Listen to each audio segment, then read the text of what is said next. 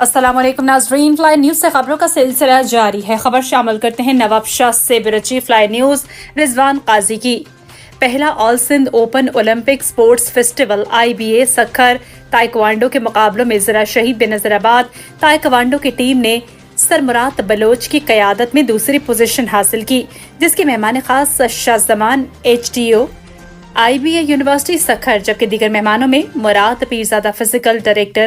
شاہ Abdullatif university Khairpur, Mirs Abdulrahim head coach Sindh taekwondo, Abdulrazzaq Rajput deputy secretary Sindh taekwondo سمیت دیگر شامل تھے۔ تائیکوانڈو میں ہونے والے مقابلوں میں نمرہ ذوالفقار طیبہ فیض نے فرسٹ پوزیشن، جبکہ مینا ڈاہری زینب فیض نے دوسری پوزیشن، جبکہ بوائز لسٹ کے مطابق سلمان شمشاد نے پہلی پوزیشن حاصل کی اور ایان رستم بلوچ، ریحان ڈاہری، عاطف مغل، شبان کھوکھر، سید احسان علی اور نواب شاہ سٹی سے تعلق رکھنے والے وجاہت عقیل بھٹی نے دوسری پوزیشن حاصل کی۔